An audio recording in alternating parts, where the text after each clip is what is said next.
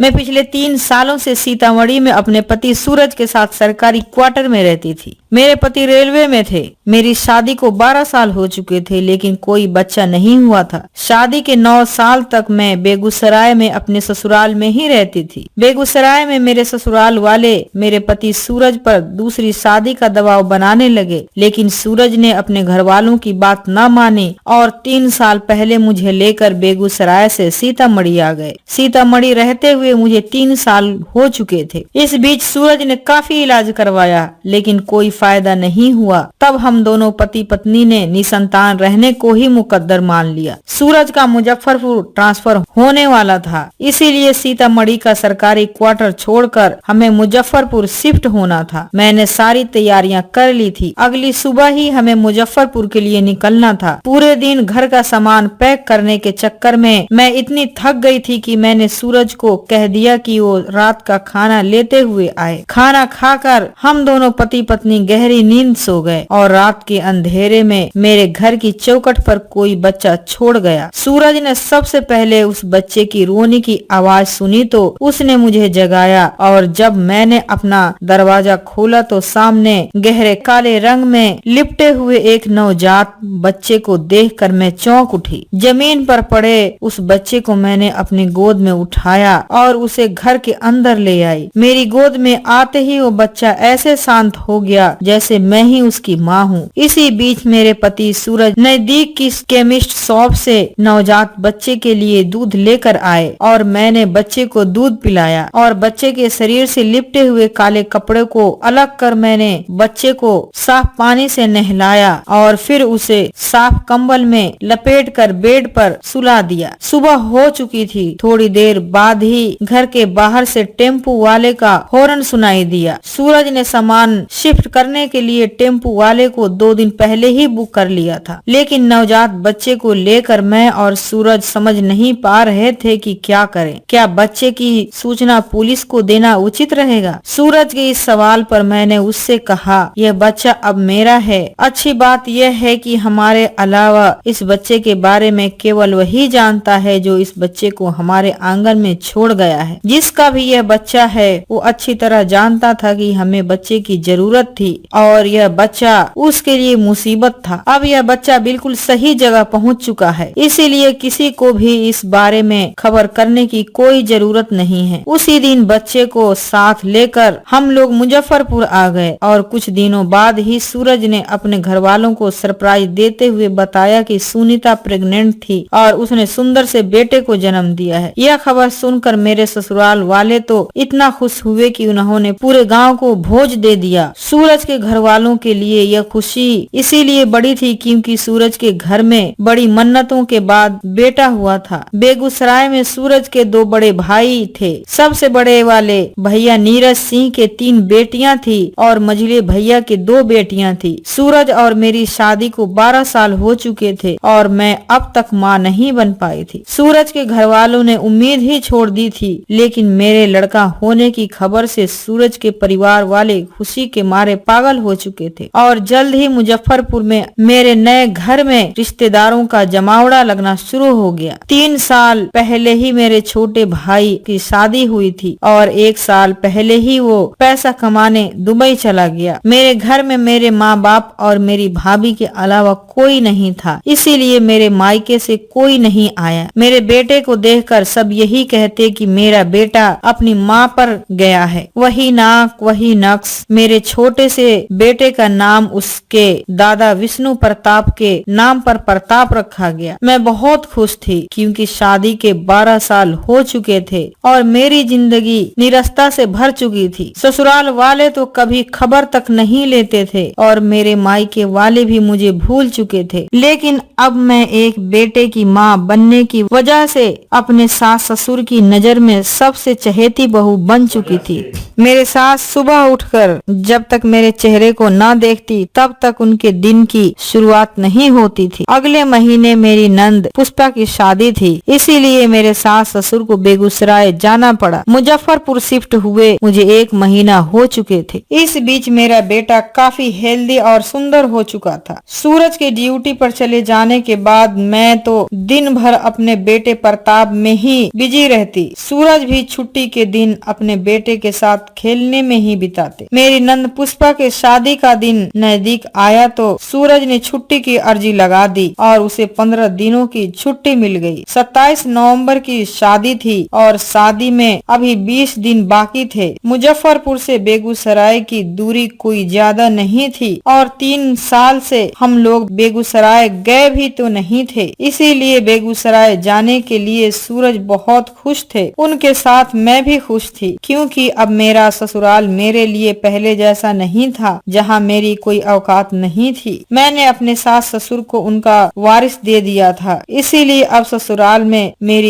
इज्जत थी। सूरज की ड्यूटी के 2 दिन बाकी रह गए थे। इन 2 दिनों में मुझे ढेर सारी शॉपिंग करनी थी, लेकिन इतनी शॉपिंग मैं अकेली नहीं कर सकती थी, क्योंकि 1 महीने के बच्चे को लेकर शॉपिंग पर जाना मुश्किल था। सुबह का वक्त था, सूरज अपनी ड्यूटी पर निकलने की तैयारी में थे। तभी मैंने सूरज से कहा, सुनिए, मुझे ढेर सारी शॉपिंग करनी है, आज शाम को जल्दी घर आ जाना। सूरज ने कहा, ठीक है, मैं जल्दी घर आने की कोशिश करूंगा। सूरज के चले जाने के बाद मैं अपने बेटे को नहलाने की सोच रही थी कि मेरे फोन पर अनजान नंबर से कॉल आया। मैंने कॉल उठाया और बोली, हेलो, आप कौन हैं? उधर से किसी आदमी की आवाज आई। वो बोला, सुनीता जी, आपके और आपके पति सूरज के अलावा तीसरा मैं ही हूँ जो यह बात जानता हूँ कि आपके घर में जो बच्चा है वो आपका नहीं है। उस अजनबी शख्स की यह बात सुनकर मेरे पैरों तले जमीन खिसक गई। मैंने कहा, आप कौन हैं? वो बोला, मैं वो हूँ जिसके बच्चे को आप पाल रही हैं। आपके घर में जो बच्चा है उसका बाप मैं ही हूँ। एक अजनबी के मुंह से यह बात सुनकर मैं डर गई। मैंने कहा, आप क्या चाहते हैं? वो बोला, मैं बस इतना चाहता हूँ कि तुम कल मुझसे आकर मिलो। मैं मुजफ्फरपुर स्टेशन के सामने वाले आकाश होटल के रूम नंबर 206 में तुम्हारा इंतजार करूंगा। और सुनो,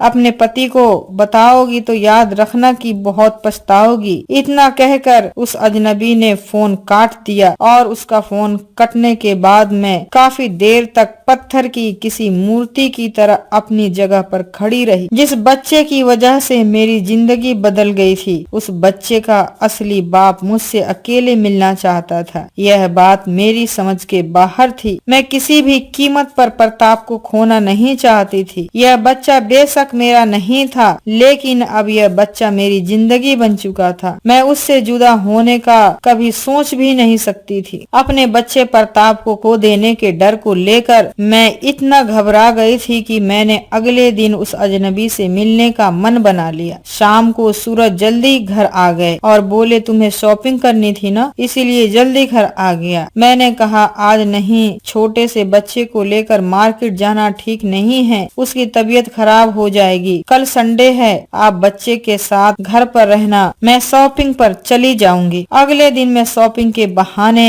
घर से मुजफ्फरपुर स्टेशन के लिए निकल पड़ी। स्टेशन नजदीक ही था और स्टेशन के करीब आकाश होटल को ढूंढने में ज्यादा वक्त नहीं लगा। थोड़ी देर में ही मैं आकाश होटल के रूम नंबर 206 में एक अजनबी के सामने बैठी थी। मैंने कहा, आपको जो कहना है जल्दी कहिए। वो बोला, मेरा नाम प्रशांत है और कितने संयोग की बात है कि मेरे बेटे का नाम मेरे नाम से मिलता जुलता प्रताप रखा गया है। खैर छोड़िए, मुद्दे की बात करते हैं। मैं प्रताप का बाप हूँ। यह बात साबित करने में मुझे बस मामूली डीएनए टेस्ट की जरूरत होगी और कोर्ट प्रताप को मेरे हवाले कर देगा और तुम दोनों मियाँ बीवी मेरे बच्चे को चोरी करने के केस में जेल चले जाओगे। मैंने कहा, लेकिन बच्चे को हमने चोरी थोड़ी ही किया है, वो तो हमारी चौखट पर हमें मिला था। प्रशांत ने कहा, यह बात तुम्हारा पति और मैं ही जानते हैं कि तुमने बच्चा चोरी नहीं किया, लेकिन कोर्ट में यह बात कैसे साबित करोगी? मैंने कहा,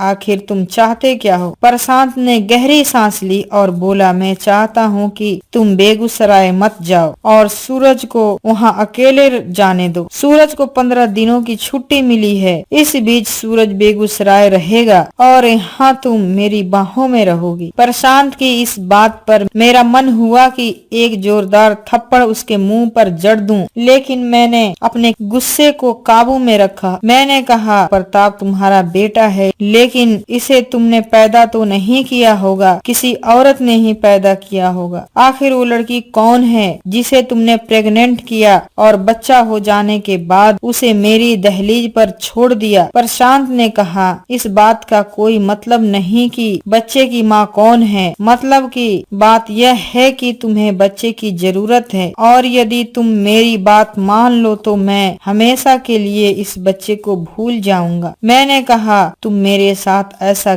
क्यों करना चाहते हो? मैं तो 32 साल की हो चुकी हूँ। अगर तुम्हें अपनी हवस ही पूरी करनी है तो रुपये के बदले तुम्हें मुझसे ज्यादा जवान लड़कियां मिल जाएंगी। मैं तुम्हें 1 लाख रुपया दे सकती हूँ। प्रशांत मुस्कुराया और बोला, मुझे रुपया नहीं चाहिए, बस 10 दिनों तक मुझे तुम्हारे घर रहना है, तुम्हारा पति बनकर। तुम अब घर जाओ और सूरज को अकेले बेगूसराय जाने के लिए राजी करो।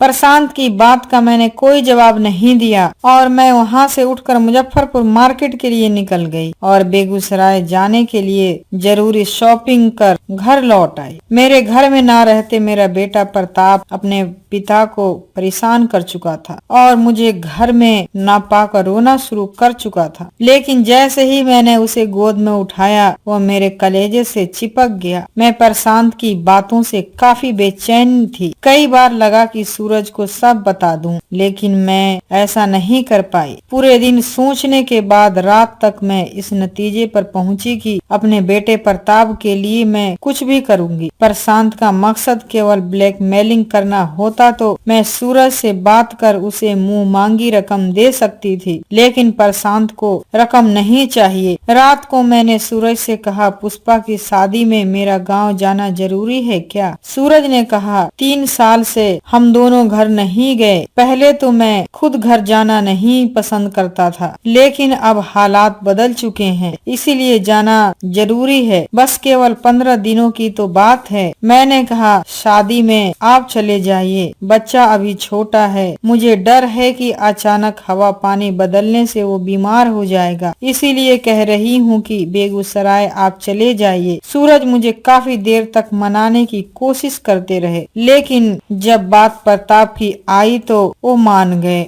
और अकेले ही बेगूसराय जाने की तैयारी करने लगे। हालांकि जब उन्होंने अपने घर वालों से यह बात बताई कि पुष्पा की शादी में वो अकेले ही आ रहे हैं तो मेरी ससुराल वाले बेहद नाराज हुए, लेकिन इस वक्त उनकी खुशी से बड़ी मेरी मजबूरी थी। 27 तारीख की पुष्पा की शादी थी और 15 तारीख को ही सूरज बेगूसराय के लिए घर से निकल गए और शाम तक बेगूसराय पहुंच गए। सूरज ने बेगूसराय पहुंचते ही मुझे कॉल किया और सूरज का फोन कटते ही प्रशांत का कॉल आ गया और वो बोला, कैसी हो सुनीता? बेगूसराय ना जाकर तुमने मेरा दिल जीत लिया। अब तुम लाल वाली साड़ी पहन कर तैयार हो जाओ, मैं 9 बजे तुम्हारे घर आ जाऊंगा और हाँ, मेरे लिए खाना बना लेना, दोनों साथ में खाएंगे। प्रशांत की बात मानने के अलावा मेरे पास और कोई चारा नहीं था। 8 बज चुके थे। मैंने लाल रंग की साड़ी पहनी और खाना बनाने में लग गई। मैंने अपने बेटे प्रताप को दूध पिलाया और उसे दूसरे कमरे में सुला दिया। दरवाजे की घंटी बजी और मैंने घड़ी में देखा तो ठीक 9 बज रहे थे। मैंने दरवाजा खोला तो प्रशांत ही था। वो अंदर आया और सबसे पहले अपने बेटे के पास गया और उसे प्यार करने लगा। इस बीच मैंने उसका खाना टेबल पर लगा दिया और प्रशांत से बोली, खाना खा लीजिए। प्रशांत मेरे करीब आया और मेरी जुल्फों में अपनी उंगलियों को सरकाते हुए बोला, सुनीता जी, तुम बहुत खूबसूरत लग रही हो। जी करता है कि पहले मैं तुम्हें खा जाऊं, लेकिन पेट में चूहे दौड़ रहे हैं, इसीलिए पहले पेट पूजा फिर काम दूजा। मेरा खाने का मूड नहीं था, लेकिन प्रशांत ने जबरदस्ती मुझे अपने साथ खाने को कहा और मैं उसे मना नहीं कर पाई। प्रशांत 25 तारीख तक मुजफ्फरपुर मेरे घर पर रहा और एक दिन सुबह उठकर चला गया। 30 तारीख को सूरज घर आए और पहले की तरह अपने काम में लग गए। प्रशांत ने मेरे साथ पूरे 10 दिन बिताए थे। इस बात को लेकर मैं इतनी डिप्रेशन में थी कि सूरज के मोबाइल में शादी की फोटो भी न देख पाई। पुष्पा की शादी के 1 महीने बीत चुके थे और मैं प्रेग्नेंट हो चुकी थी। मैंने सूरज को यह बात बताई तो उसे जरा भी यकीन नहीं हुआ। सूरज ने पास के लैब से जब मेरी प्रेगनेंसी टेस्ट करवाया तब जाकर उसे यकीन हुआ, लेकिन यह बात जानकर कि मैं 12 साल बाद प्रेग्नेंट हुई हूँ, सूरज खुश नहीं था। मैंने पूछा 12 साल बाद ही सही, आखिर मैं माँ बन ही गई, लेकिन आपके चेहरे पर खुशी नजर नहीं आ रही है। सूरज ने कहा, सुनीता, मैं तो ये सोचकर टेंशन में हूँ कि तुम्हारे बच्चा हो जाने के बाद तुम प्रताप को पहले की तरह प्यार नहीं कर पाओगी। मैंने कहा, आप गलत सोच रहे हैं। प्रताप को बेशक मैंने जन्म नहीं दिया, लेकिन मेरी पहली संतान वही है। धीरे धीरे वक्त बीता और 9 महीने के बाद मैंने एक सुंदर से बेटे को जन्म दिया। मेरी ससुराल के लोगों ने फिर से पूरे गांव में दावत दी और मेरे सास ससुर अपने छोटे पोते को देखने एक बार फिर से मुजफ्फरपुर आ गए। मैं अब अपने सास ससुर की सबसे चहेती बहू बन चुकी थी, क्योंकि मैं 2 बेटों की माँ बन चुकी थी और इसी बात से मेरे सास ससुर मुझे बहुत प्यार करने लगे थे। खासकर मेरी सास तो मुझे इतना प्यार करती थी कि घर के किसी काम में मुझे हाथ न लगाने देती, लेकिन मुझे इस तरह का प्यार हजम नहीं होता था। सिर्फ बेटा पैदा करने से औरत को इज्जत मिले यह बात मुझे पसंद नहीं थी। मेरी 2 जेठानियां बेटा पैदा नहीं कर पाई थी, इसमें उनका क्या दोष था। समाज की यह मानसिकता मुझे बुरी लगती थी, इसीलिए मैं नहीं चाहती थी कि मेरी सास ज्यादा दिनों तक मेरे घर में रहे। मेरे पहले बेटे प्रताप के समय मेरा छोटा भाई अमित दुबई में था, इसीलिए उस वक्त मेरे मायके से कोई नहीं आया था। लेकिन मेरे दूसरे बेटे के जन्म की खबर सुनते ही मेरा भाई मेरी माँ को लेकर मुजफ्फरपुर आया और 1 सप्ताह तक मेरे घर पर ही रहा। मेरा बड़ा बेटा प्रशांत 1 साल का और छोटा बेटा परवल 1 महीने का हो चुका था। अब मैं घर का काम करने लगी थी, इसीलिए मैंने अपने सास ससुर को बेगूसराय भेज दिया। कुछ दिनों बाद ही सूरज का प्रमोशन पटना में हो गया और मैं अपने बच्चों के साथ पटना आ गई। पटना में मिला सरकारी क्वार्टर काफी बड़ा था। यहाँ आकर मैं काफी खुश थी। सूरज सुबह अपनी ड्यूटी पर चले जाते और उनके जाने के बाद पूरे दिन मैं अपने दोनों बेटों के साथ घर पर रहती। धीरे धीरे 2 साल बीत गए। एक दिन सूरज ड्यूटी से घर आए और उन्होंने कहा, पुष्पा के बेटा हुआ है, वो बेगूसराय में ही है। तुम तो उसकी शादी में गांव गई नहीं थी, लेकिन अब तो तुम्हें मेरे साथ बेगूसराय चलना ही होगा। मैंने कहा, ठीक है। अपनी ससुराल गए मुझे भी 6 साल हो गए हैं। आप मुझे बता दीजिए कि कब निकलना है, मैं तैयारी कर लूंगी। सूरज ने कहा, कल ही निकलना है। सुबह 8 बजे की बस है, दोपहर तक बेगूसराय पहुंच जाएंगे। अगले दिन शाम तक मैं अपनी ससुराल में थी। मेरी ससुराल में एक रिवाज था कि बेटी अपना पहला बच्चा अपने मायके में जन्म देती थी, इसीलिए मेरी नंद पुष्पा को भी अपनी डिलीवरी के लिए सिवान से बेगूसराय आना पड़ा और 2 दिन पहले ही नजदीकी के नर्सिंग होम में पुष्पा ने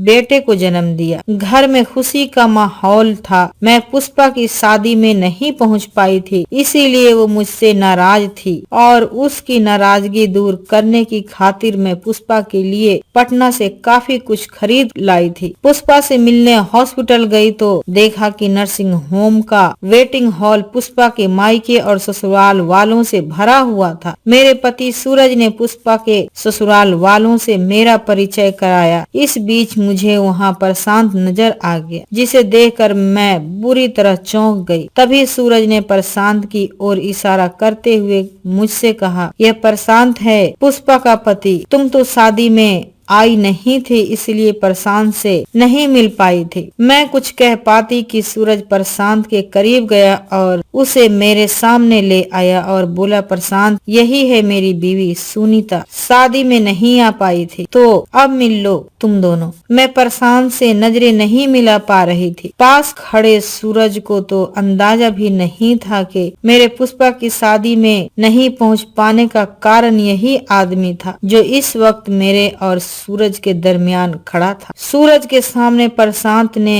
झुककर मेरे पांव छुए और दोनों हाथ जोड़कर मुझसे बोला, सुनीता भाभी आपके दोनों बेटे कहाँ हैं? मैं कुछ कहती इससे पहले ही सूरज ने कहा, दोनों बेटे इस वक्त घर पर अपने दादा दादी के पास हैं। प्रशांत ने मेरी ओर देखा और मुस्कुराते हुए बोला, मेरी बीवी पुष्पा ने भी बेटे को जन्म दिया है और मेरा बेटा बिल्कुल मेरे पर गया है। कुछ देर बाद आप भी देख लेना। इतना कहकर प्रशांत अपनी बीवी के वार्ड की ओर चला गया और मैं पास पड़ी वेटिंग चेयर पर बैठकर सोचने लगी। 3 साल पहले मैं प्रशांत से मिली थी। वो 10 दिनों तक मेरे घर पर मेरे पति की तरह रहा। फिर इसने मुझसे कोई संपर्क नहीं किया। मैं भी प्रशांत को बुरा सपना समझकर भूल चुकी थी, लेकिन मुझे क्या मालूम था कि मेरा वह बुरा सपना इस तरह मुझे सामने आ जाएगा। मैं प्रशांत से नफरत करती थी और अब तो प्रशांत से मेरी नफरत और बढ़ चुकी थी। मुझे तो इस बात का बेहद अफसोस था कि पुष्पा की शादी प्रशांत से हुई थी। काश मैं पुष्पा की शादी की फोटोज को गौर से देख लेती तो प्रशांत को तभी पहचान लेती, लेकिन उस वक्त मैं प्रशांत को लेकर सदमे में थी। इसीलिए जब सूरज अपनी बहन की शादी से वापस लौटकर मुजफ्फरपुर आए तो मैंने उनकी मोबाइल की फोटोज पर गौर ही नहीं किया। मैं इन्हीं ख्यालों में खोई हुई थी कि सूरज मेरे पास आए और वो मेरा हाथ पकड़कर पुष्पा के पास ले गए। पुष्पा का बेटा बहुत ही खूबसूरत था। 2 दिनों के बाद पुष्पा घर आई तो प्रशांत भी घर आया। मेरे दोनों बेटों के साथ वो ज्यादा समय बिताता, लेकिन यह बात मुझे पसंद नहीं थी। प्रशांत की वजह से मेरे सास ससुर का घर मुझे काटने लगा था। मैं जल्द वहाँ से निकल जाना चाहती थी, लेकिन मजबूरी यही थी कि मैं पुष्पा के बेटे की छठी से पहले वहाँ से नहीं जा सकती थी। पुष्पा की बेटे की छठी से एक दिन पहले सूरज अपने बड़े भैया के साथ जमीन की रजिस्ट्री के लिए कचहरी गए हुए थे। मैं घर के काम में लगी थी और इसी बीच प्रशांत मेरे बेटे को लेकर मार्केट निकल गया और जब वापस आया तो दोनों के हाथों में ढेर सारे खिलौना और चॉकलेट थे। मैं बच्चों को डांटती हुई कमरे में लेकर आई तो प्रशांत भी उनके पीछे ही मेरे कमरे में आ गया और मेरे बच्चों से बोला, आप अपने अपने खिलौने लेकर दादा दादी के पास चले जाओ, मैं थोड़ी देर में आऊंगा तो फिर से मार्केट ले चलूंगा। दोनों बच्चे के कमरे से चले जाने के बाद मैं काफी डर गई। तभी प्रशांत मेरे करीब आया और मेरे जुल्फों में हाथ लगाते हुए बोला, तुम आज भी बहुत हॉट हो सुनीता। मैंने अपने बालों से प्रशांत का हाथ अलग किया और गुस्से में बोली, तुम कितने निर्लज्ज हो प्रशांत। पुष्पा को तुम्हारी असलियत मालूम चलेगी तो उस पर क्या बीतेगी। प्रशांत ने कहा, मैं निर्लज्ज नहीं हूँ, बल्कि मैंने जो किया बिल्कुल सही किया। मैंने कहा, मेरे दोनों बेटों के असली बाप तुम ही हो, लेकिन तुमने मुझसे वादा किया था कि तुम फिर कभी मेरे बेटों पर अपना हक नहीं जमाओगे। मुझे अगर यह मालूम होता कि पुष्पा का पति तुम ही हो तो मैं यहाँ कभी नहीं आती। प्रशांत ने गहरी सांस ली और मेरे कमरे के बड़े से बेड पर बैठ गया और बोला, तुम्हारे बड़े बेटे का असली बाप मैं नहीं हूँ, मैंने तुमसे झूठ बोला था। प्रशांत की इस बात से मैं बुरी तरह चौंक गई। मैंने पूछा, मेरे बेटे प्रताप का असली बाप कौन है? प्रशांत ने कहा, तुम्हारे बड़े बेटे प्रताप का असली बाप तुम्हारा छोटा भाई अमित है। अमित शादीशुदा था, फिर भी उसने मेरी छोटी बहन अंजू को अपने इश्क के जाल में फंसाया और जब अंजू प्रेग्नेंट हो गई तो अमित पैसा कमाने का बहाना कर दुबई चला गया। मेरी बहन के बच्चा हुआ तो रातों रात मैं वो बच्चा तुम्हारी चौखट पर छोड़ आया, लेकिन मैं अमित से बदले की आग में जलता रहा। उसने मेरी बहन को प्रेग्नेंट किया था, इसीलिए मैंने उसकी बहन यानी कि तुम्हें प्रेग्नेंट कर दिया। मैं 10 दिनों तक तुम्हारे तुम्हारे साथ तुम्हारे घर पर रहा और फिर वहाँ से अपने घर सिवान चला गया, क्योंकि मेरी पुष्पा से शादी होने वाली थी। मेरा हिसाब बराबर हो गया। अब तुम चाहो तो चिल्ला चिल्ला कर यह बात पूरी दुनिया को बता सकती हो। प्रशांत की बात सुनकर मैं माथे पर हाथ रखकर बैठ गई और कुछ ही देर में प्रशांत वहाँ से उठकर चला गया। पुष्पा की बेटे की छठी के अगले दिन ही मैं बेगूसराय छोड़कर पटना आ गई। 10 साल बीत चुके हैं। मेरे दोनों बेटे स्कूल जाने लगे हैं। इसी बीच प्रशांत से मेरी कोई मुलाकात नहीं हुई और मैं भी इतिहास को भूलकर भविष्य को बेहतर करने की कोशिश में लगी हूँ। कहानी से सीख, पुरुषवादी समाज में पुरुषों की गलतियों का खामियाजा अक्सर औरतों को झेलना पड़ता है। इसीलिए मैं हमेशा यह बात कहती हूँ कि औरतों को प्रतिकार करना सीखना होगा, तभी वो पुरुषवादी मानसिकता का शिकार होने से बच पाएंगी। आपको यह वीडियो कैसा लगा कमेंट बॉक्स में जरूर बताएं। मेरे इस चैनल को सब्सक्राइब जरूर करें, क्योंकि मैं आपके लिए लाती हूँ सबसे ओरिजिनल कहानियाँ। शुक्रिया आप